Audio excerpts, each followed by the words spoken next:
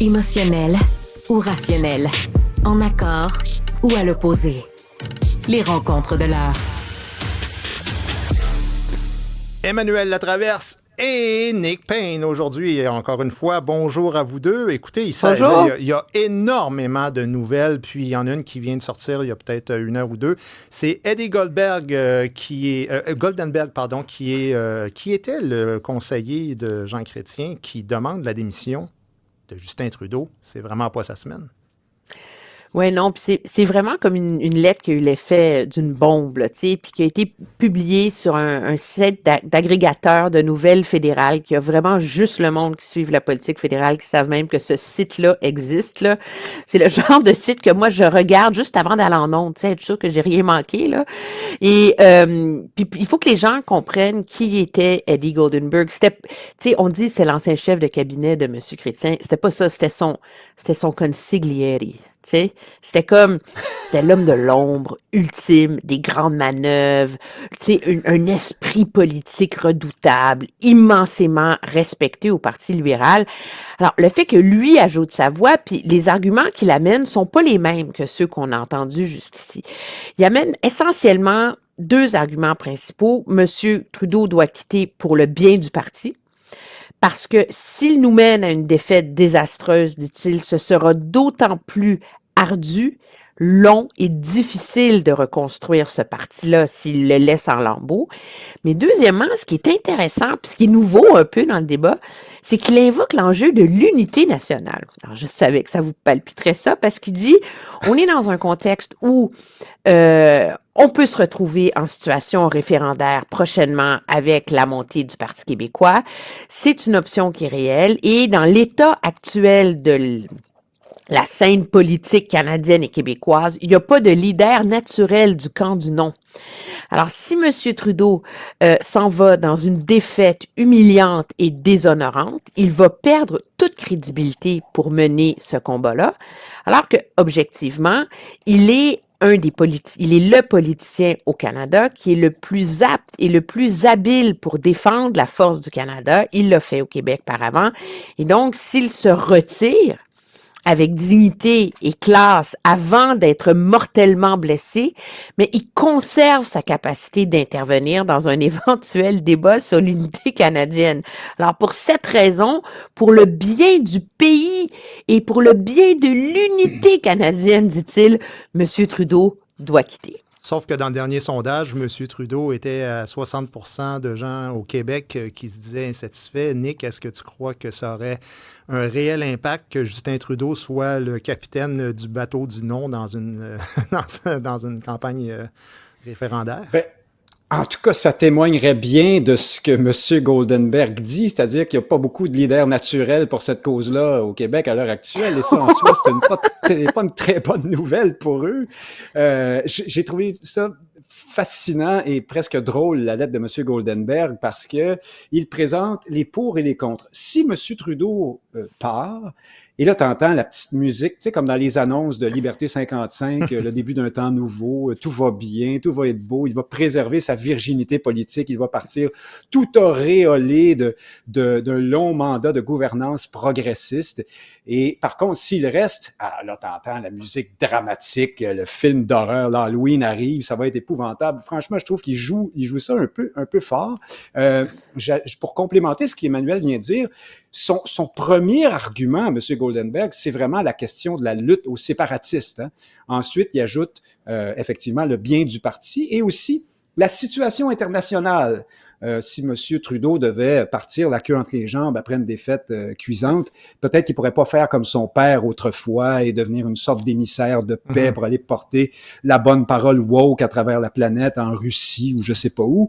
Alors tout ça, moi je trouve un petit peu comique parce que je pense que au final, les carottes sont quand même assez cuites pour Justin Trudeau, là, qu'il parte ou qu'il ne parte pas. Je vois pas une grosse différence, mais je pense que cette sortie, d'une part, fait très mal à Justin Trudeau, là, on va le dire. C'est vraiment une tuile qui lui tombe sur la tête. Parce que Emmanuel t'aimerais mieux pas, tu sais. Non, mais bien sûr, sauf que c'est un homme de l'ombre, c'est pas quelqu'un de connu par le grand public. Est-ce que ça a un réel impact tant que ça? Il est très, très crédible. Oui, oui, vas-y, Emmanuel. M. Goldenberg aurait fait cette sortie-là il y a 10 ans contre Stéphane Dion, par exemple, c'eût été mortel et immédiat. OK?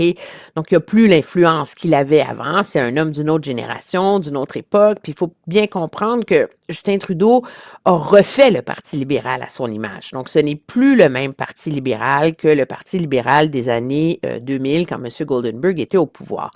Ceci étant dit, il incarne la voix de tous les libéraux qui sont complètement désaffectés, découragés, mécontents, enragés presque contre Justin Trudeau et sa façon d'avoir gouverné au cours des 2 dernières années et à qui on reproche finalement d'avoir dilapidé littéralement la marque de commerce libérale. Et la réalité, c'est que ces gens-là, ils comptent dans le parti. C'est sûr que c'est pas des gens qui ont une influence directe sur le caucus, mais c'est des gens qui, dans les coulisses du parti, compte. Puis c'est comme si, en écrivant cette lettre-là, M. Goldenberg envoie le signal de mobilisation, tu sais, qu'on a le droit de commencer à hausser le ton, là, tu sais, face à M. Trudeau. Donc, ça peut être la goutte qui fait déborder le vase. Nick, oui, je vais te laisser continuer. Puis ensuite, on passera au fameux sondage, parce qu'il y a un sondage qui est sorti qui est intéressant. Mais vas-y, si tu voulais terminer là-dessus. Oui, puis il y a peut-être un effet Trudeau dedans aussi. On y revient. Je finis ça en 5 secondes. Ce que la sortie de M. Goldenberg montre aussi, c'est à quel point, et ça s'ajoute à celle de Gerald Butts il y a quelques jours, à quel point chez les libéraux fédéraux, la question de l'unité canadienne et avec elle, j'allais dire la détestation des séparatistes québécois demeure non seulement un outil politique, mais aussi une conviction profonde. C'est vraiment un moteur chez les libéraux. Puis là, on voit que ça ressort simplement parce qu'à l'heure actuelle, Paul Saint-Pierre Plamondon est en avance dans les sondages au Québec. Et là, on mise là-dessus pour brasser des épouvantails et dire, vous voyez, le péril est à nos portes. Je trouve ça très intéressant aussi. Il y a un sondage aujourd'hui qui est sorti, Abacus, donc les Canadiens qui sont de plus en plus réticents à l'immigration. Puis ça, c'est fort intéressant parce qu'on sait que quand le Québec, qui reçoit environ 40% des demandeurs d'asile, dit « on en a trop, on se fait traiter de raciste », mais soudainement, l'an passé, ils étaient à 43%. Aujourd'hui, ils sont à 53% de Canadiens qui disent avoir une vision plutôt négative de l'immigration aussi. Alors, ça, c'est quand même un drôle de paradoxe de à la fois traiter le Québec de racisme, mais d'être de moins en moins intéressé par la question. Moi, je suis capable de réconcilier les deux. Je pense que le reproche à l'égard du Québec, c'est beaucoup un reproche à l'égard de M. Legault, en particulier sur la façon dont lui mène le débat sur l'immigration. Ceci étant dit, c'est quand même, ça aussi, c'est une bombe, ce sondage-là. Ça fait longtemps qu'on voit monter au Canada anglais cette tendance d'une désaffection, d'un désenchantement de l'électorat canadien face à l'immigration. Mais là, ce que ce sondage-là vient confirmer, c'est la fracture du consensus canadien sur l'immigration au Canada anglais. Puis c'est quand même des données très fortes. 72% des électeurs trouvent que la cible de 500 000 immigrants par année, puis 500 000, c'est pas les temporaires, hein, c'est juste les résidents permanents, et trop haute. Et pire que ça, 53% jugent que l'immigration est devenue nuisible au Canada. Et ça, c'est ça qui est grave, c'est qu'il n'y a plus cet aspect que avant on était inquiet de l'impact sur le logement, on était inquiet de l'impact sur nos services. Ça, ce sont des données qui montent énormément. 73% jugent que ça a un impact sur la crise du logement. Mais quand on va plus bas, moi, ce qui m'a surpris, c'est des chiffres où tu vois que 53% croient que ce niveau d'immigration a un impact sur la hausse du crime et de la sécurité publique et que 42%, ce qui est quand même, c'est moins élevé, mais pour le Canada anglais, c'est énorme, là, un impact sur la cohésion sociale. Ça, c'est des notions dont on débat ici au Québec depuis longtemps, mais l'idée que l'immigration nuit à la cohésion sociale au Canada anglais, c'est dire que vraiment les plaques tectoniques sont en train de bouger. Et à ce chapitre, moi, je suis de ceux qui croient que cet échec-là, il repose carrément et exclusivement au pied de Justin Trudeau et de sa façon d'avoir géré l'immigration depuis qu'il est au pouvoir. Mais c'est ça que je voulais dire en disant qu'il y a un paradoxe, c'est qu'ils sont maintenant du côté de ce que Legault disait, en disant exactement ça. Tu sais. Nick? Oui, en même temps, pas tout à fait. Je veux dire une chose sur Legault. Le Canada n'a pas eu besoin de François Legault pour traiter les Québécois de racistes et puis de xénophobes et de suprémacistes ethniques à chaque fois qu'on lève le petit doigt pour demander à ce qu'on nous noie moins rapidement. Là, il faut quand même un peu. C'est parce que notre nation est un concept raciste, oublie-le pas. Hein? Oui, en soi, c'est raciste. C'est important, Mais, c'est ça. ce qu'il y a dans ce sondage-là qui peut permettre à cette vision-là des choses de perdurer, c'est que les Canadiens... D'abord, la nuance, la distinction Québec-Canada n'est pas faite dans le sondage. Hein, et pour l'instant, parmi les causes, ce qui préoccupe le plus les Canadiens dans l'ensemble à propos de l'immigration, ben, ce sont les questions pratico-pratiques, le logement, la sécurité aussi dans une certaine mesure, comme l'a dit Emmanuel, mais cependant, la question de l'intégration, la question culturelle, la question identitaire n'est pas là. Et si on avait fait une section spécifiquement sur le Québec dans ce sondage, on aurait probablement là vu une différence importante. Donc, on voit que les Canadiens restent assez confiants dans la force de la culture nord-américaine anglaise. C'est des problèmes plus... voilà, crise du logement, pouvoir d'achat, baisse du PIB par habitant, il reste qui les préoccupe davantage là, dans ce sondage. Mais ça les rassure. Oui, ils ne sont pas xénophobes. Mais en même temps, moi, je trouve ça... Mais c'est ça, eux, ils sont contre, mais pour les bonnes raisons.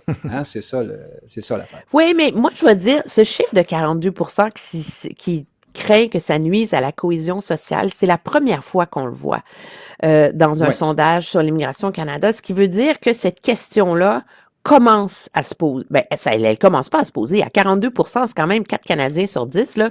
C'est c'est non négligeable. Là.